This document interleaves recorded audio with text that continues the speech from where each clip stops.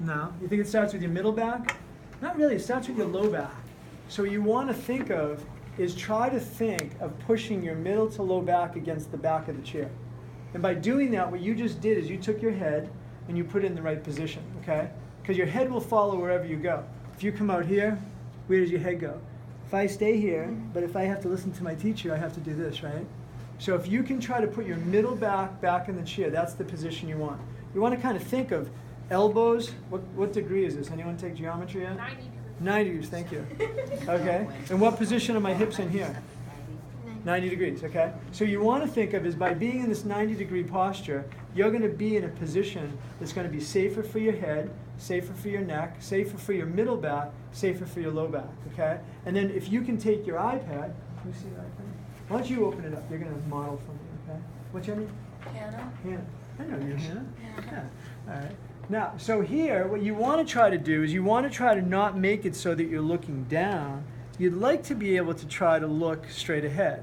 Now, maybe as time goes on, anybody ever see any of these, the new computers that are actually in glasses that you can kind of just sit and you can kind of just see it on this right here? I haven't seen them, but they're supposed to be pretty cool. It's supposed to be almost like a virtual type of look. But what you want to do is when you're using it, now I have to put things further back for me because my arms are they're not long enough because I'm getting older, my eyesight's bad, so I have to put things out here to be able to read better. But you want to try to create your head in this neutral position as you're reading. So right here, why don't you turn your iPad on? Yeah. So it would probably say the height of maybe your notebook along with the little desk here, little built-in case. You want to try to create that as your position to be able to look at. Now, how does the classes go? Does the teacher have you look at your iPad while you're studying within the class, or is it pretty much everything that you do on your iPad's outside of class? Inside class? So your teacher might say to you, okay, guys, look at page 52, and you guys bring it up. And all your books are in this iPad? No, not all. Okay, all right. Half? Half, yes.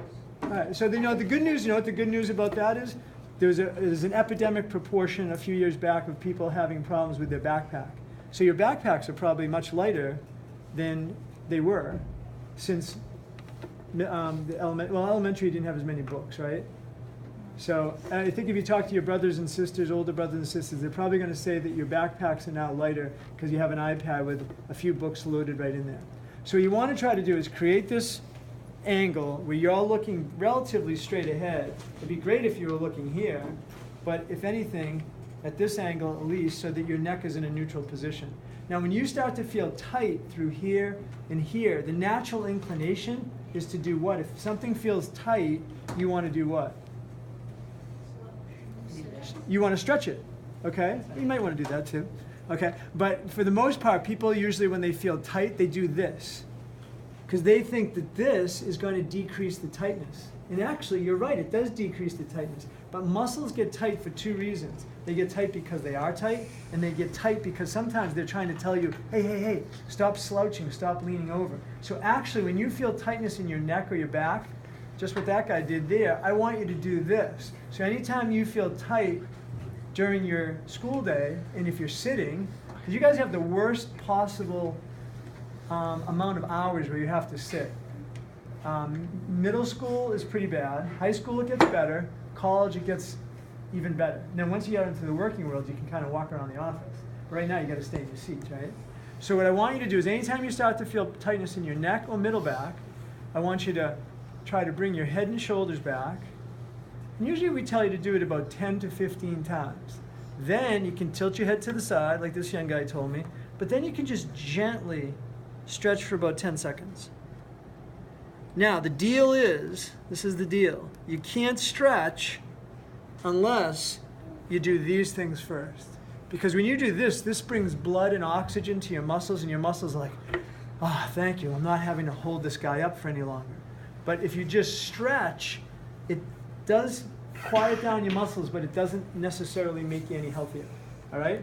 Now, the last part of it is we talked about head and shoulders back. Well, that doesn't really do too much for your low back. So maybe you can negotiate with your teacher, maybe if you're really focused and you're really on it and you're having a good class, maybe he'll say, okay, halfway through class, we'll let you stand up and just lean back 3 or 4 times. Okay, kind of break the monotony, right?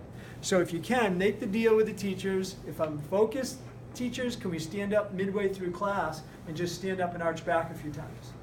But if anything, while you're sitting, I want you to think butt to the back of your chair, lean back. What angle did we say? 90, 90, right?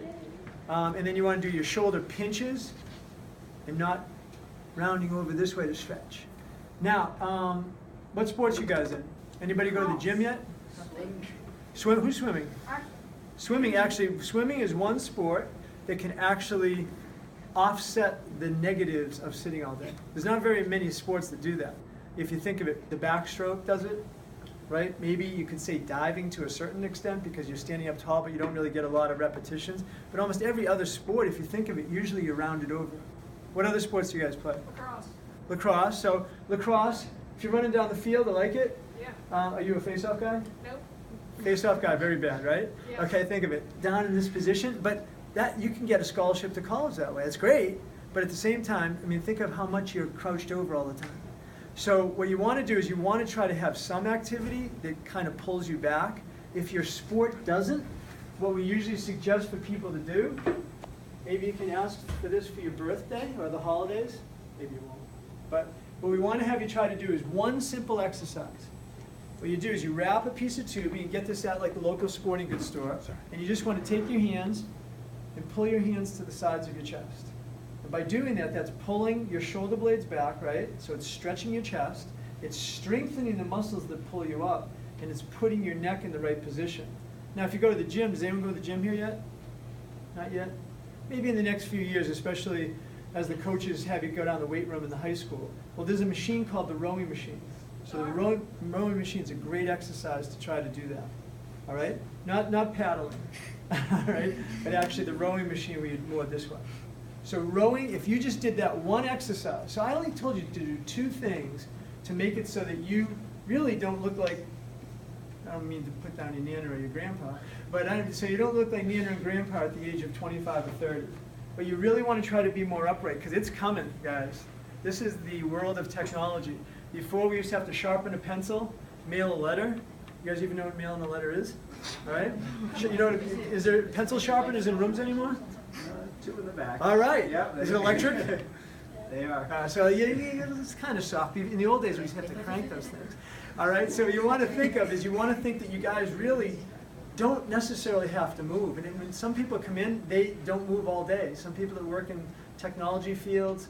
In the old days, the person that used to come in with injuries was digging ditches, and nowadays they're sitting at the Longwood Medical area just over a microscope all day. So try and do a few of those things, and I think you'll have a lot more fun with the iPad, and you won't have as many injuries. Okay? All right. Thank you. Thank you. Thank you.